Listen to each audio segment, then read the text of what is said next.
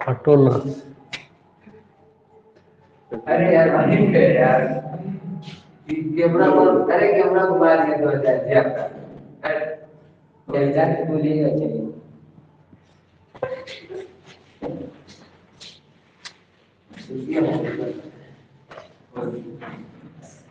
Rotate हो गया।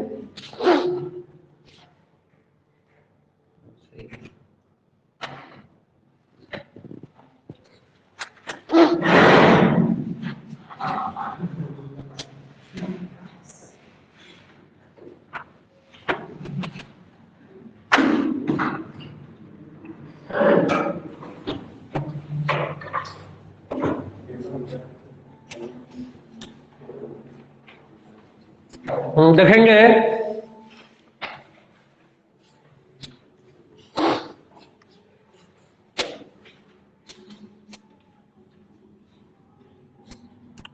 Redox reaction. Redox reaction हम लोग पढ़ रहे थे। आज इस चैप्टर का अंतिम हेडिंग हम लोग स्टार्ट करने वाले हैं। तो अंतिम हेडिंग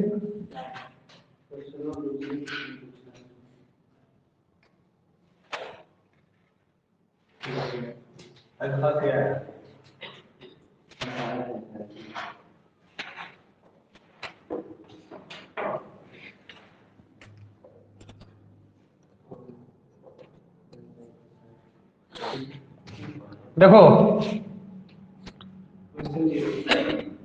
ऑक्सीकरण संख्या विधि द्वारा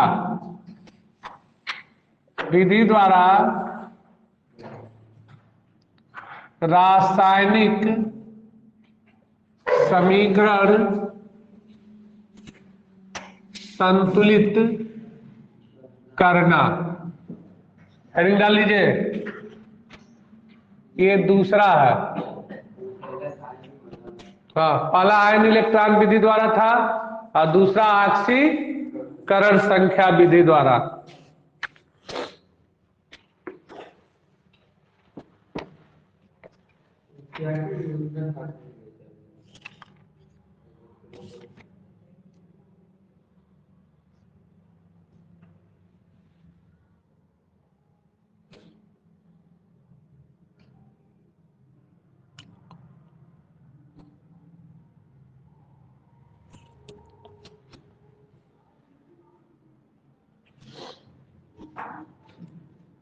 हो गया? तो देखेंगे एक समीकरण हम लिख दे रहे हैं।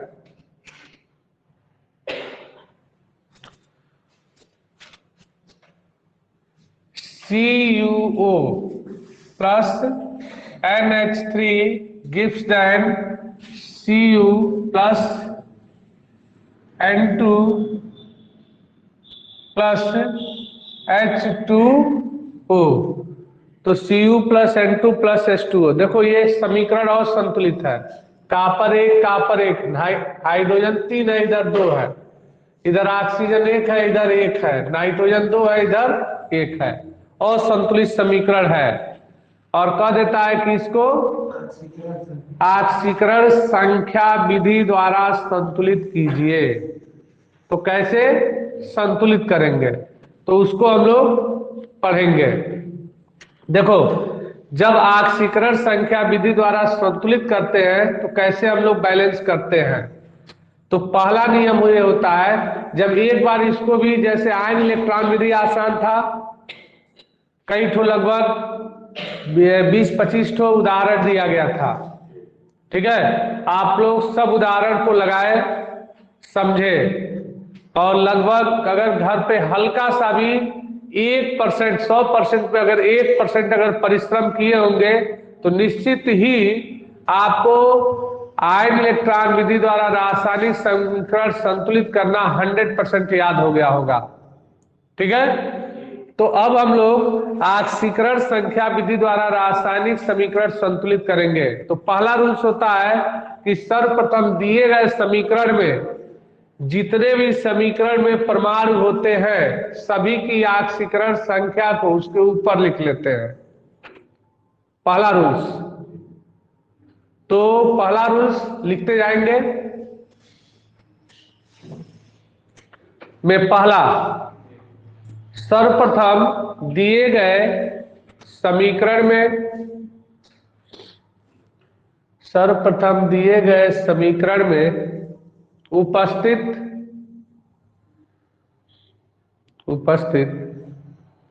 सभी तत्वों की ऑक्सीकरण संख्या को,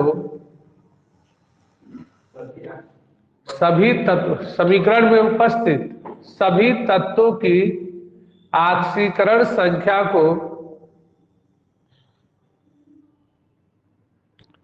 ऑक्सीकरण संख्या को उसके ऊपर लिख लिया जाता है।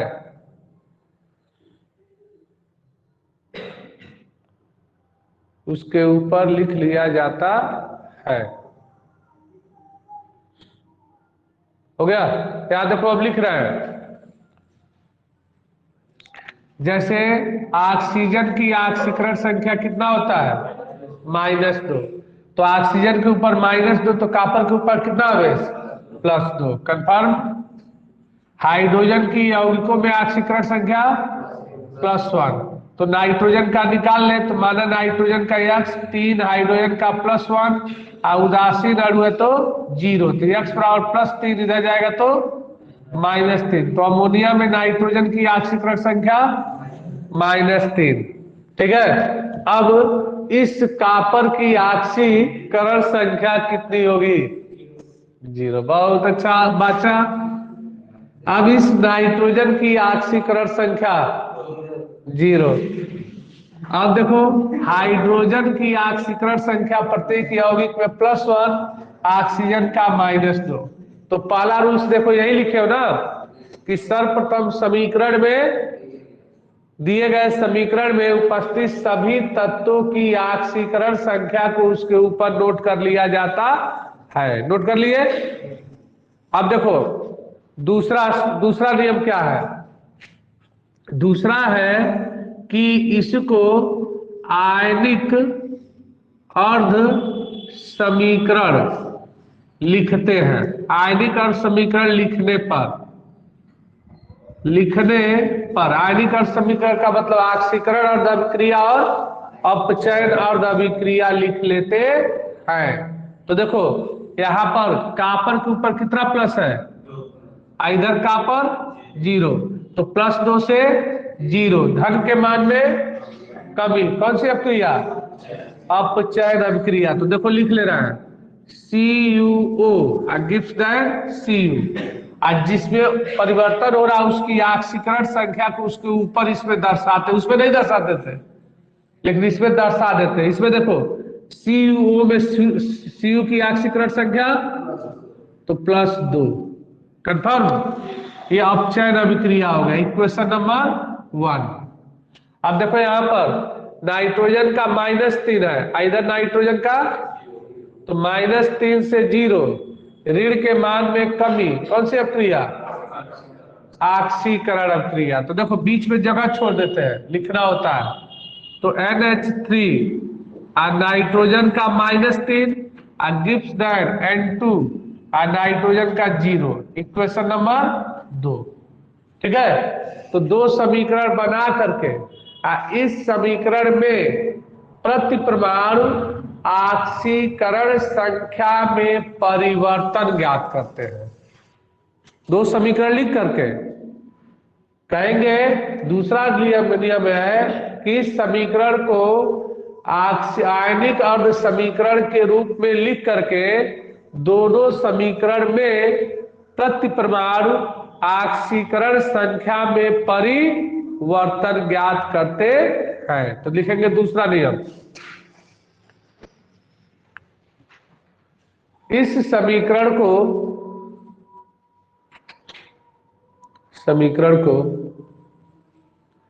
आयनिक अर्ध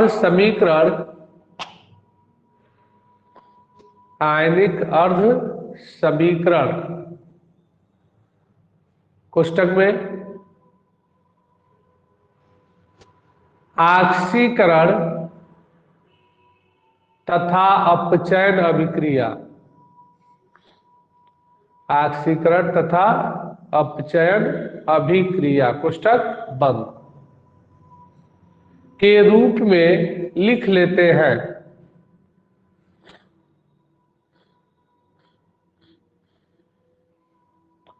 के रूप में लिख लेते हैं।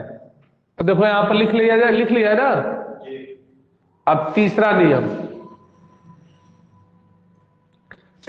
देखो, ऑक्सीकरण संख्या में परिवर्तन ज्ञात करते, ONC ऑक्सीडेशन नंबर चेंजिंग, ऑक्सीकरण संख्या में परिवर्तन निकालते हैं।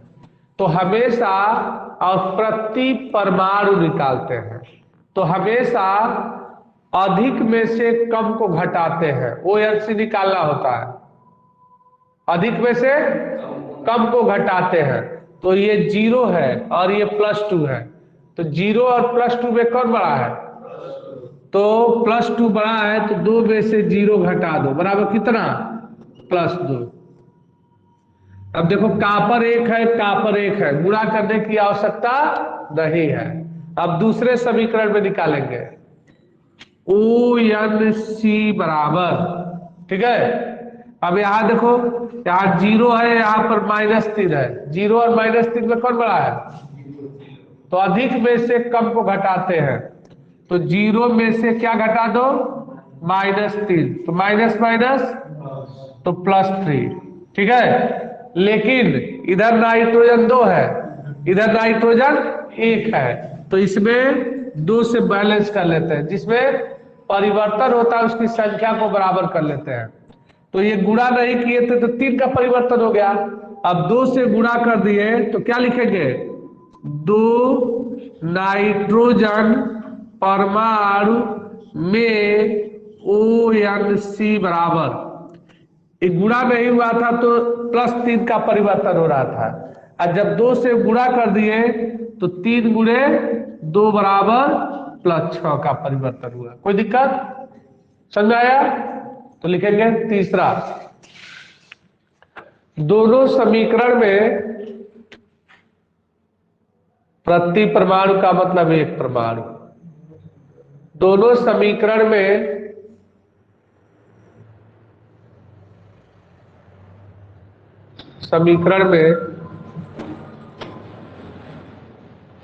ऑक्सीकरण संख्या में परिवर्तन, ऑक्सीकरण संख्या में परिवर्तन कोष्टक में ONC परिवर्तन ONC प्रति परमाणु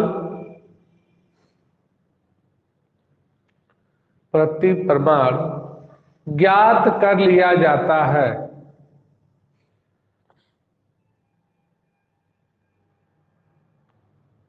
प्रति परमाणु ज्ञात कर लिया जाता है। हो गया? तो प्रति परमाणु ऑक्सीकरण संख्या में परिवर्तन ज्ञात कर लेते हैं। तो देखो यहां पर हमने ज्ञात कर लिया कि नहीं कर लिया? एक कापर में +2 का, और नाइट्रोजन में +6 का, कन्फर्म? अब सुनो, इस ऑक्सीकरण संख्या में हुए परिवर्तन को बराबर करने के लिए दोनों समीकरण में उचित संख्या से गुणा कर देते हैं। तो इसमें ONC 2 का हुआ है और इसमें ONC 6 का हुआ है, तो कम वाले में उचित संख्या से गुणा कर देते हैं, ठीक है। तो देखो 2 में किससे गुणा कर दे कि 6 हो जाए? तो समीकरण 1 में 3 से गुणा कर दे, तो 3 दूनी 6, और 6 में किससे गुणा कर दे 6 हो जाए? 1 से, तो 1 से गुणा कर दिए, ठीक है। तो लिखेंगे नियम संख्या 4, ऑक्सीकरण संख्या में हुए परिवर्तन को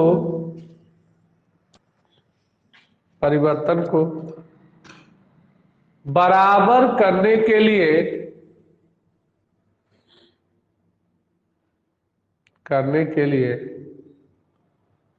उचित संख्या से गुणा करके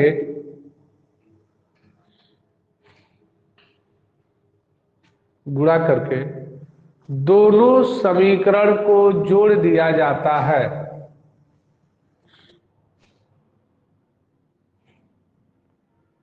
को जोड़ दिया जाता है।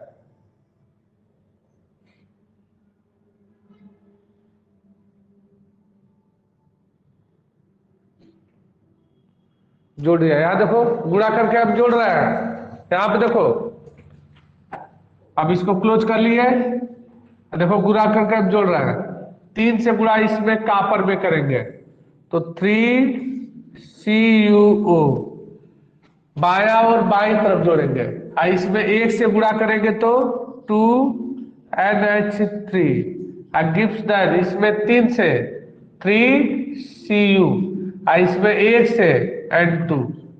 ठीक है, गुणा करके जोड़ लेते हैं। ठीक है, तथा 5वां नियम लिखो, देखिए 5वां ना, 5वां नियम, यदि समीकरण संतुलित नहीं है तो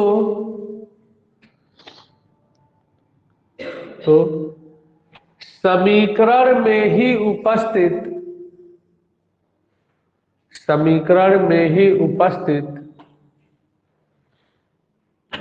छोटे अणु, लेकिन समीकरण में होना चाहिए जरूर, समीकरण में उपस्थित छोटे अणु, कोष्टक में H2O, HCl, H2SO4, etc को उचित संख्या के रूप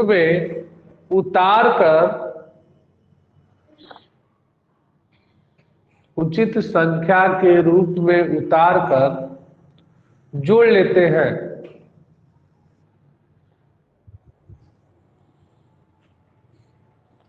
उतार कर जोड़ लेते हैं, देखो हम जोड़ रहे हैं समीकरण में ही उपस्थित, जैसे यहां पर देखो अगर संतुलित करें तो 3 कॉपर, 2 नाइट्रोजन, लेकिन हाइड्रोजन 3 दूनी 6 है, इधर हाइड्रोजन एक भी नहीं है, लेकिन समीकरण में हाइड्रोजन वाला अणु है H2O, तो लिखे हो कि यदि समीकरण संतुलित नहीं है तो समीकरण में ही उपस्थित छोटे अणुओं को उचित संख्या के रूप में उतार कर जोड़ देते हैं।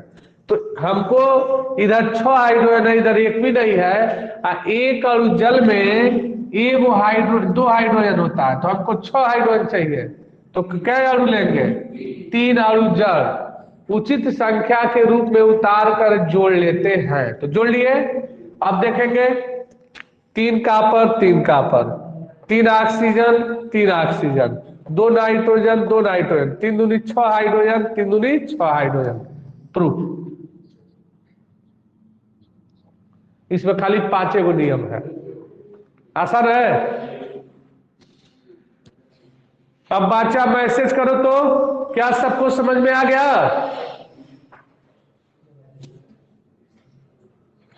मैसेज कीजिए।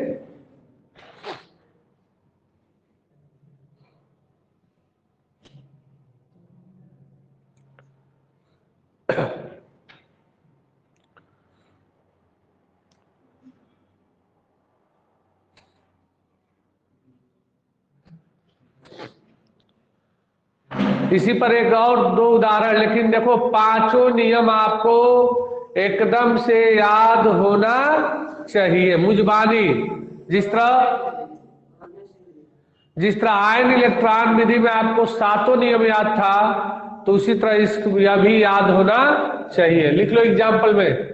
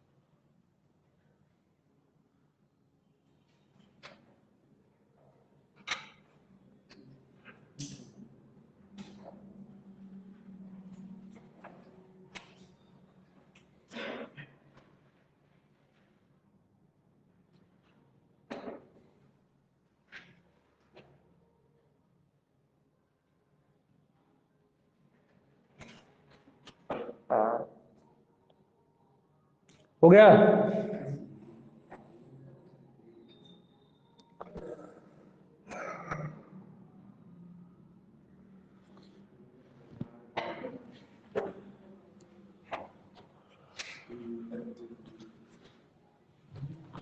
हाँ देखेंगे, क्वेश्चन लिख लो। क्वेश्चन क्वेश्चन लिखेंगे, निम्न समीकरण को आक्सीकरण संख्या विधि द्वारा संतुलित कीजिए।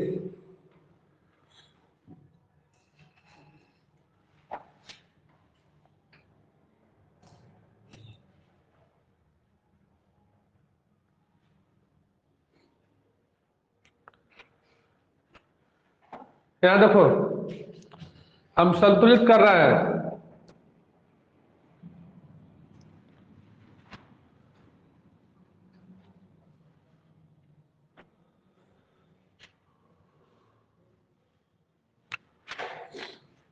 देखो, FeCl3 plus H2S gives then FeCl2 plus HCl plus S। यह समीकरण है। इसको किस विधि द्वारा संतुलित करना है? तो आक्सीकरण संख्या विधि द्वारा संतुलित करना है। और देखो, और संतुलित है ऑलरेडी। क्लोरीन 3 हाइड्रोजन देखो 2 है, इधर 1 है, तो संतुलित है।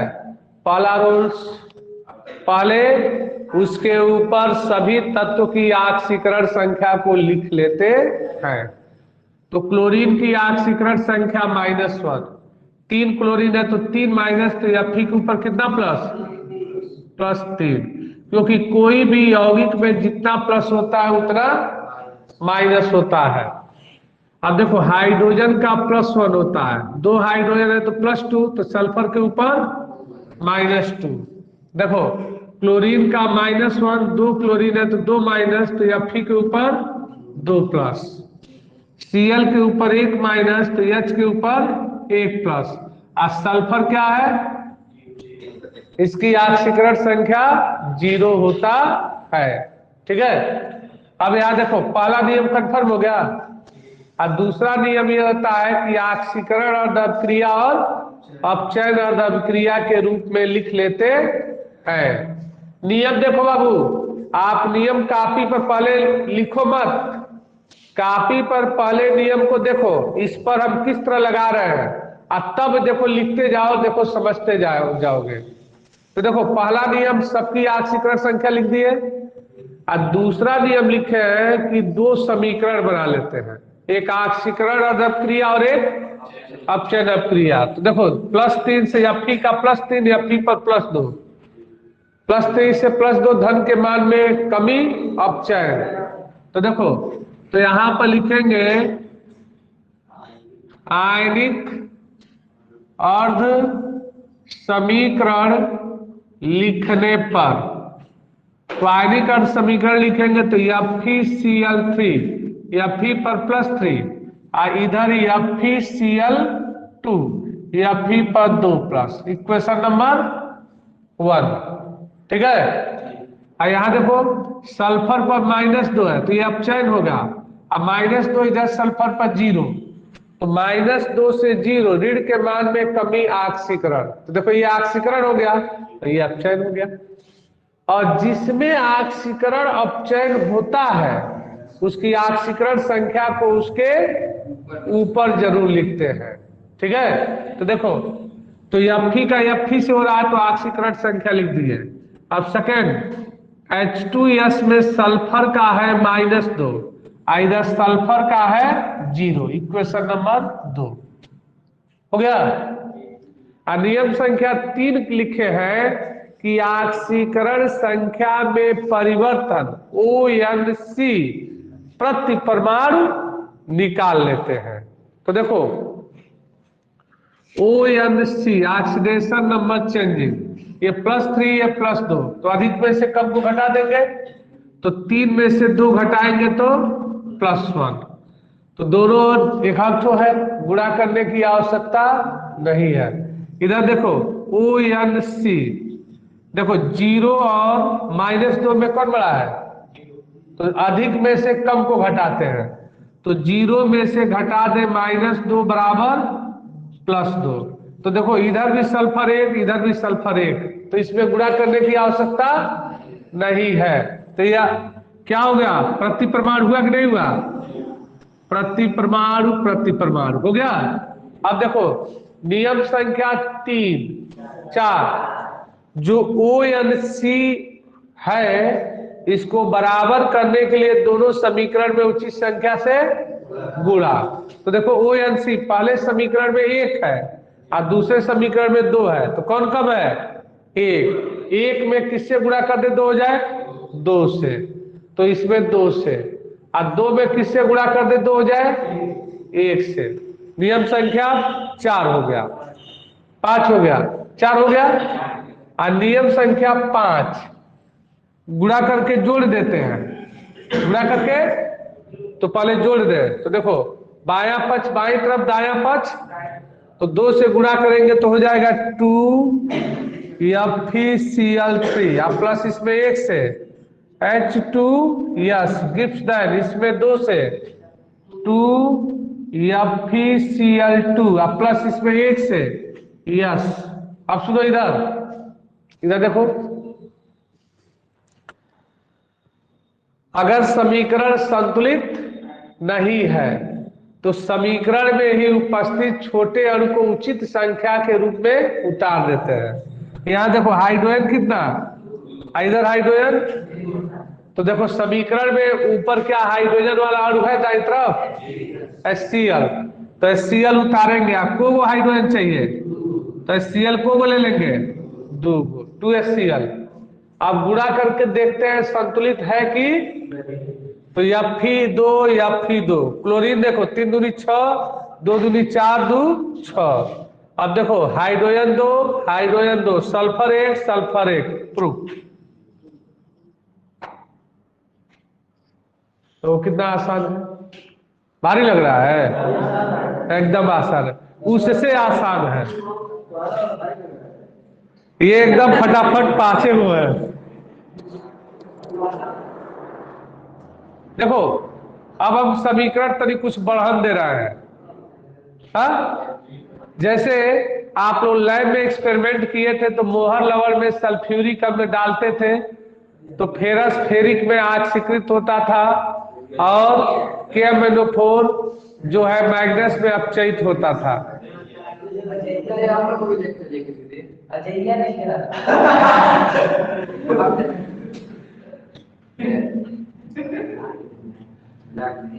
तो देखो यहां देखो, तो यहां पर क्या कहेंगे, यहां देखो, तो जैसे ये रिएक्शन है, बड़ा रिएक्शन लिख रहा है KMnO4 plus FeSO4 plus H2SO4 gives then K2SO4 plus MnSO4 plus आपका Fe2SO4 का होल ट्राइस प्लस H2O। ठीक है, यह समीकरण है। इस समीकरण को क्या बड़ा समीकरण है, अभी तो हम लोग छोटा छोटा कर रहे थे, इहो आसान है। ठीक है, देखो एकदम नियम 5 को नियम को एकदम दिमाग में रखो, घुमाते रहो, देखो घुमाओगे तो आप भी घूम जाओगे और आसानी से लग जाएगा। याद देखो पहला नियम, सब परमाणुओं की ऑक्सीकरण संख्या को उसके ऊपर लिख लेते हैं। पोटेशियम क्षार धातु तो ऑक्सीकरण संख्या +1, ऑक्सीजन की ऑक्सीकरण संख्या -2, तो Mn का निकालेंगे तो 8 में से क्या +7। ठीक है जी, कंफर्म। अरे अब ऑक्सीकरण संख्या माना गया कि आप मुझबनिए देखकर बता दोगे। हाँ, अब देखो माना ऑक्सीजन का तो -2 होता है, FeSO4 पर 2 माइनस तो Fe पर 2 प्लस, तो सल्फर के ऊपर कितना +6। ठीक है, हाइड्रोजन का +1, ऑक्सीजन का -2, तो सल्फर का +6। के का +1 होता है, ऑक्सीजन का -2 होता है, सल्फर का +6 होता है। देखो ऑक्सीजन पर 2 माइनस, अब Mn पर 2 गो प्लस, तो सल्फर पर 6 गो प्लस। अब देखो SO4 पर 2 गो माइनस, तो 3 दूनी 6 माइनस, तो Fe के ऊपर 3 प्लस रहेगा तभी तो 3 दूनी 6 गो प्लस। हाँ, Fe का निकाल भी सकते हो। अब देखो हाइड्रोजन का +1, ऑक्सीजन का -2, पहला नियम हो गया। समीकरण में उपस्थित सभी परमाणुओं की ऑक्सीकरण संख्या उसके ऊपर लिख लिया जाता है। ठीक है, दूसरा नियम, आयनिक अर्ध समीकरण लिखने पर, तो आयनिक अर्ध समीकरण लिखने पर अर्थात ऑक्सीकरण अर्ध अभिक्रिया और अपचयन अर्ध अभिक्रिया लिख लिया जाता है। ठीक है, तो देखो हम इसको लिखने का प्रयास कर रहे हैं। Mn पर प्लस, Fe पर 2 प्लस, Fe पर +2 से +3, धन के मान में वृद्धि ऑक्सीकरण। हाँ, तो देखो FeSO4 में Fe पर +2 गिव्स देन Fe2SO4 का होल थ्राइस, और Fe की ऑक्सीकरण संख्या +3, इक्वेशन नंबर 1। ठीक है जी, ऑक्सीकरण हो गया। अब अपचयन, अपचयन देखो बाबू, Mn पर +7 है, इधर Mn पर तो +7 से +2, धन के मान में कमी, कौन सी अभिक्रिया, अपचयन। तो देखो कि MnO4 में Mn पर +7 से MnSO4 में Mn पर +2, इक्वेशन नंबर 2। इक्वेशन नंबर कितना हो गया, 2 हो गया। तो इक्वेशन नंबर 2 हो गया। देखो +7 से +2, धन के मान में कमी, अपचयन। तो नियम संख्या 2 हो गया ना। पहला ऑक्सीकरण संख्या लिखते हैं, दूसरा आयनिक अर्ध समीकरण बना लेते हैं, और तीसरा ONC निकालते हैं और प्रति परमाणु निकालते हैं। ये नियम है जी। तो देखो ONC, अधिक में से कम को घटाते हैं, तो 3 में से किसको घटाएं, 2 से, तो 3 में से 2 घटाए तो +1, लेकिन यहां देखो Fe को गो है, इधर Fe, तो अब इसमें किससे गुणा कर दें, तो लिखेंगे 2 Fe परमाणु में ONC, तो एक में आप किससे गुणा कर दें, 2 से, तो बराबर +2। कोई दिक्कत किसी को नहीं, नहीं ना। अब नीचे वाले में देखो ONC बराबर +2 +7 में कौन बड़ा है, तो 7 में से 2 घटा दो, बराबर +5। दोनों Mn एक हफ्तो है, कोई दिक्कत। नियम संख्या 3 क्या हो गया, समाप्त हो गया। नियम संख्या 3 और नियम संख्या 3 और नियम संख्या 4 होता है कि इस ऑक्सीकरण संख्या को बराबर करने के लिए, क्या जी, दोनों समीकरण में उचित संख्या से गुणा कर दें। तो 2 है, ये 5 है, तो 2 में किससे गुणा कर दे 5 हो जाए, अर्थात 5 से गुणा कर दे। अगर नहीं गुणा हो पा रहा है तो सम संख्या से, तो इसमें 2 में किससे गुणा कर दे, 5 से, तो 5 दूनी 10। अब 5 में किससे गुणा कर दे, 10 हो जाए, 2 से।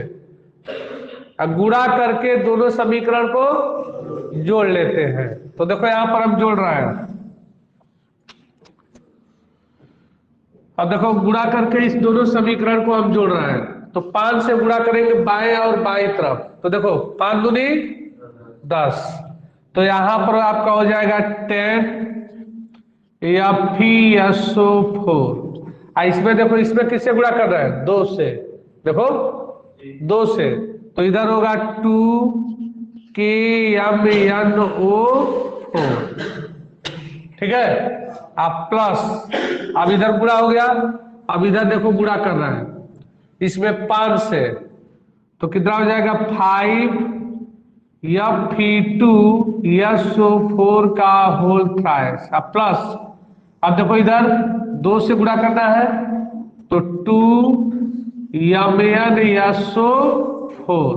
अब प्लस, इधर देखो बाबू, इधर पोटेशियम को वो है दूगो, दूगो है ना। इधर देखो, इधर पोटेशियम वाला कोई यौगिक है लेकिन समीकरण में है K2SO4। हमको को पोटेशियम चाहिए, दूगो चाहिए। K2SO4 में कितने पोटेशियम है, दूगो, तो गुणा करने की आवश्यकता, उसी को उतार देंगे K2SO4। ठीक है, कंफर्म। अब देखो, अब सल्फेट देखो बाबू, सल्फेट मानते हैं, 2 करने 15 2 17 और 1 18 गो सल्फेट इधर है। इधर देखो, इधर कितना सल्फेट है 10 को चाहिए, 10 गो है, 8 गो और चाहिए तो 18 हो जाएगा। तो देखो सल्फेट वाला यौगिक क्या समीकरण में बाईं तरफ भी है क्या, देखो H2SO4, तो को उतारेंगे 8 गो, तो 8H2SO4। अब देखो इधर, इधर देखो हाइड्रोजन 8 दूनी 16। इधर देखो हाइड्रोजन वाला कोई यौगिक इसमें नहीं रहा है लेकिन समीकरण में देखो ऊपर है H2O है, तो हमको एक अणु जल में 2 हाइड्रोजन है, तो हम कितना H2O उतार ले 8H2O हो गया। अब देखो ऑक्सीजन देखो 8 करने 8 और यहां देखो 4 दूनी 8, 10 Fe, 5 दूनी 10 Fe, 8 दूनी 16 हाइड्रोजन, 16 हाइड्रोजन, सल्फेट आपका 18, सल्फेट 18, पोटेशियम 2, पोटेशियम 2, सब परमाणु बराबर प्रूफ। देखो खाली बढ़न दिखाई दे रहा, दम कुछ नहीं है। अब मैसेज करो तो बाबू, क्या समझ में आया ये,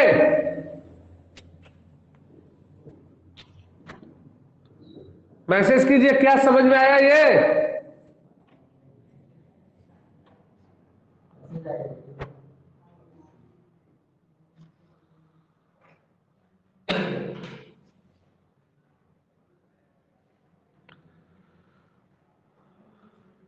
देखो बड़ा भी है तो कुछ सिस्टम में नहीं, आसानी से सॉल्व हो जा रहा है।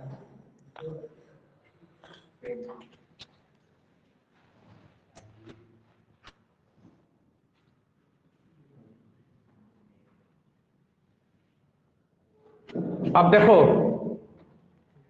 एक और समीकरण,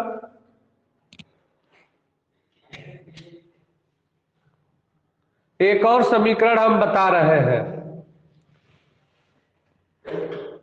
HNO3 plus I2, HNO3 plus I2, HNO3 plus I2 gives then HiO3 plus NO plus H2O, H2O, तो NO plus H2O ये समीकरण है। इसको क्या करना है, बैलेंस करना है। तो पहला नियम सबको मालूम है कि समीकरण में जितना परमाणु है सबकी ऑक्सीकरण संख्या को उसके ऊपर लिख लिया जाता है। तो देखो यहां पर बादशाह, इधर देखो हाइड्रोजन का +1, ऑक्सीजन का -2 और नाइट्रोजन का 6 में से 1 गया 5, तो 5 हो गया। ठीक है, 5 हो गया। अब देखो आयोडीन I2 स्वतंत्र अणु है और स्वतंत्र अणुओं की ऑक्सीकरण संख्या 0।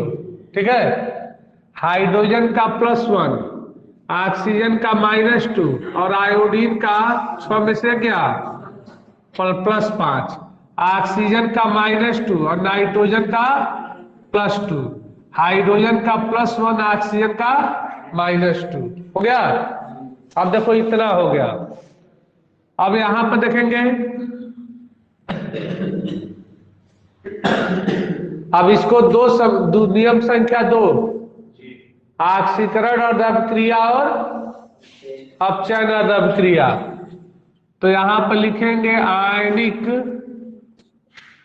अर्ध समीकरण लिखने पर, तो देखो HNO3 गिव्स देन, यहां देखो बाबू HNO3 में नाइट्रोजन का +5, इस नाइट्रोजन का +5 से +2 धन के मान में कमी, अपचयन।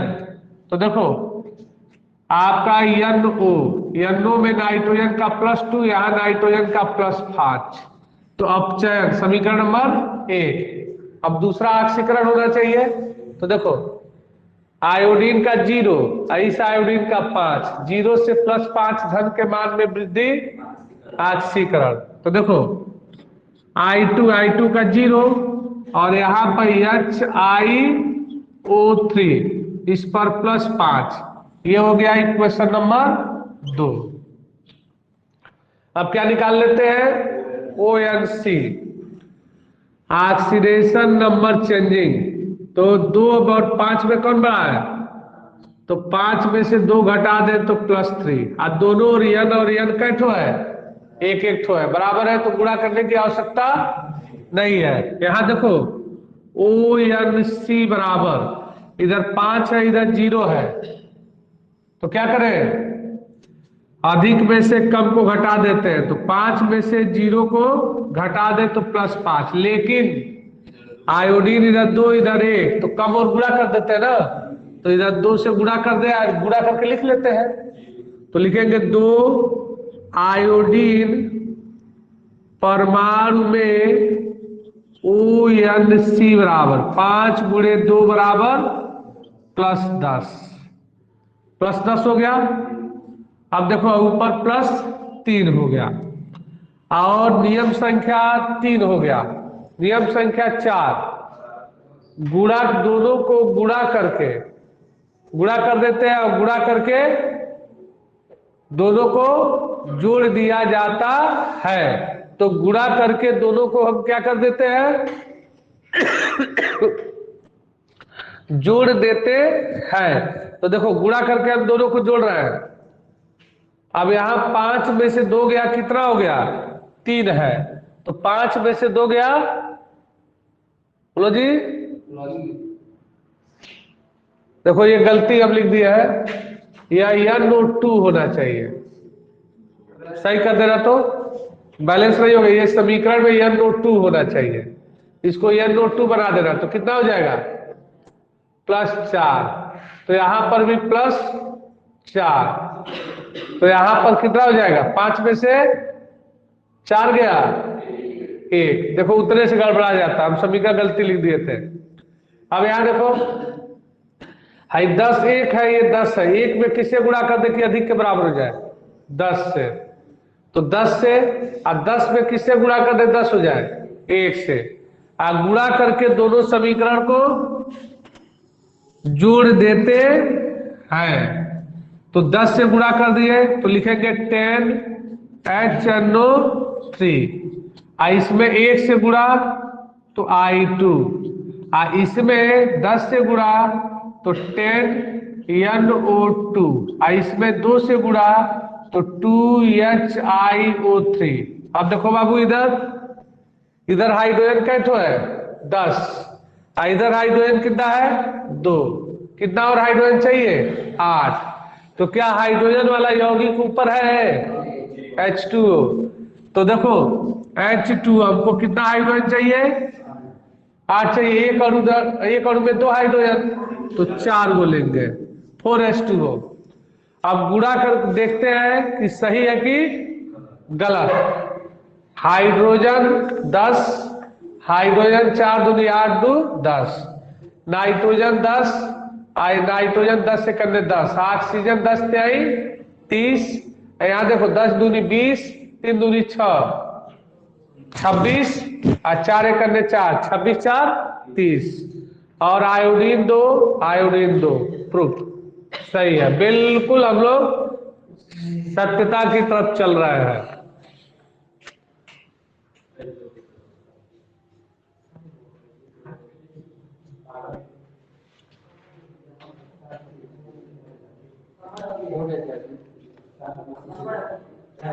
एक और देखेंगे,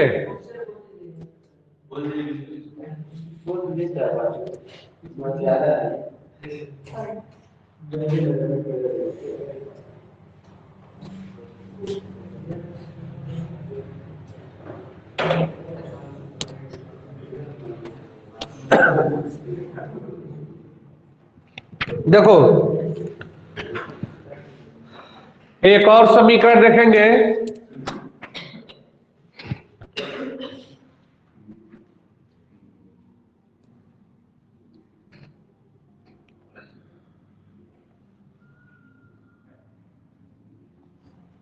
देखो Cu plus HNO3 gives that CuNO3 का होल ट्वाइस, कल दिए थे इसको, प्लस लो जी NO3 का whole twice plus NO2 plus H2O, NO2 plus H2O।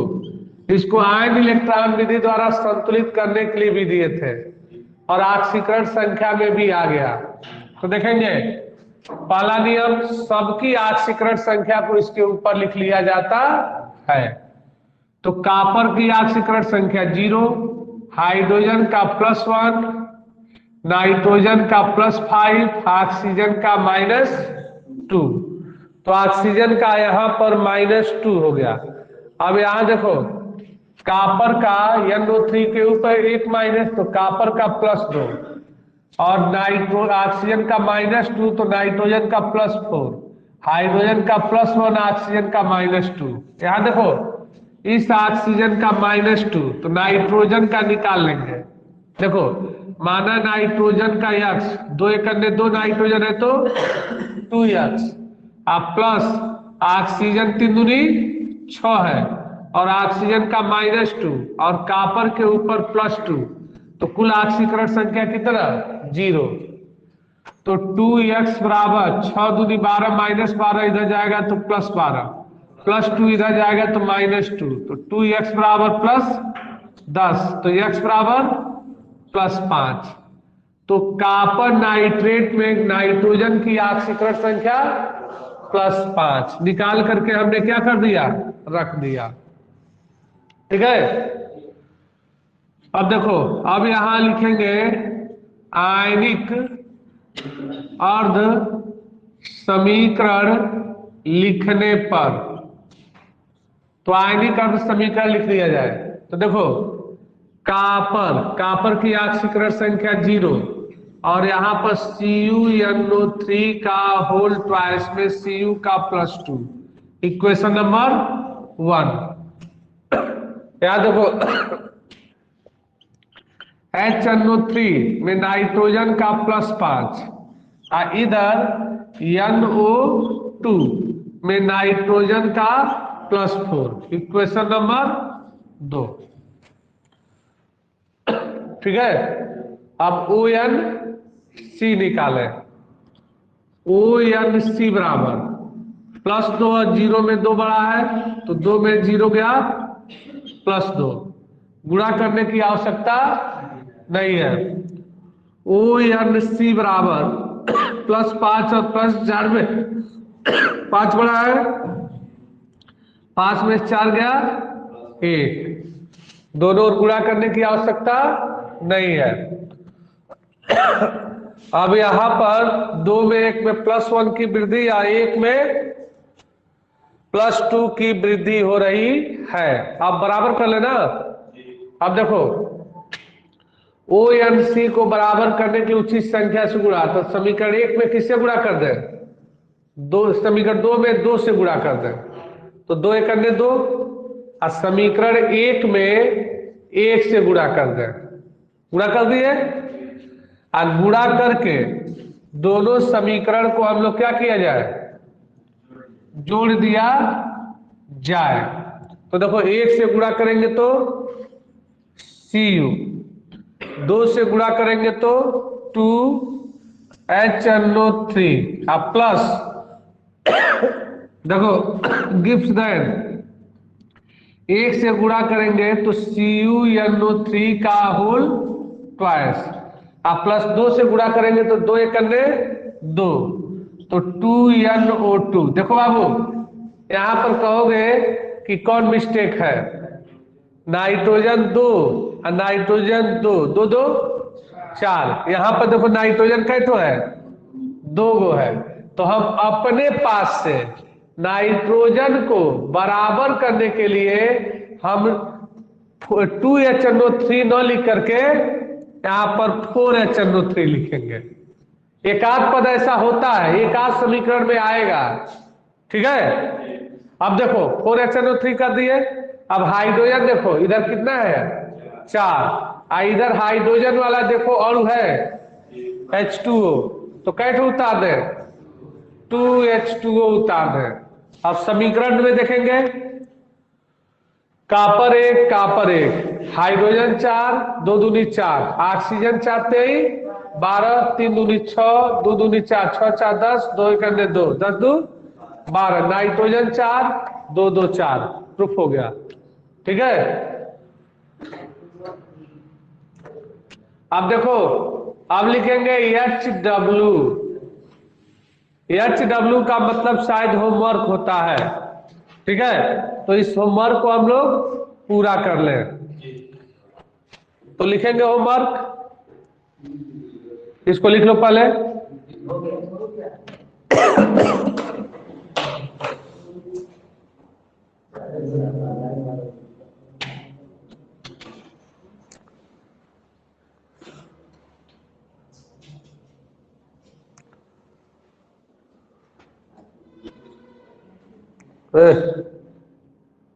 देखो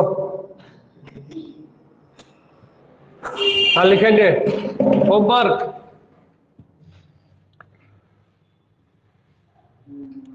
HNO3 HNO3 plus S sulphur gives then SO2 plus NO2 plus H2O। अगला K2Cr2O7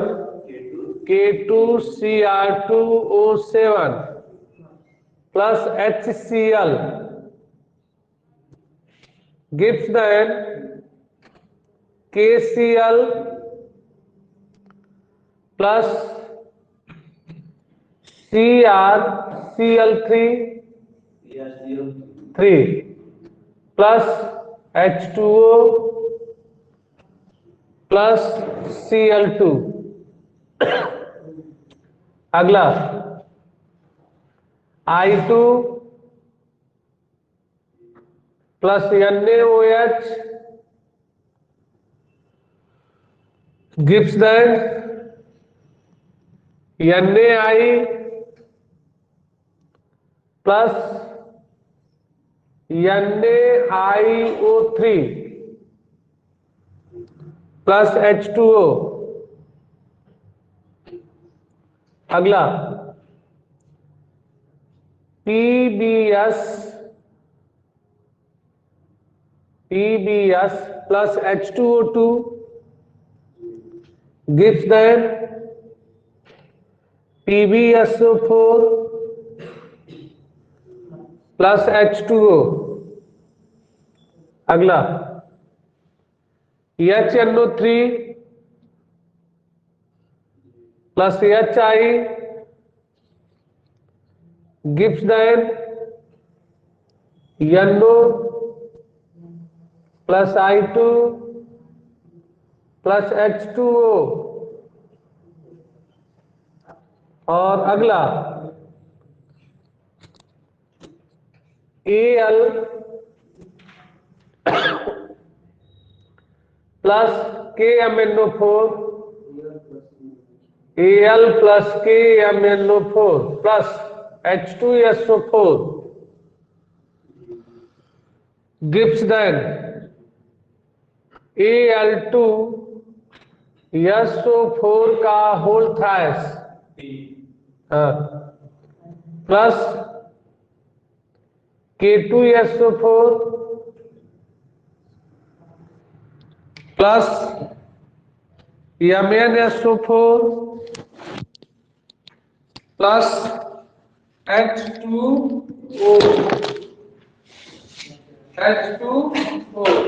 अगला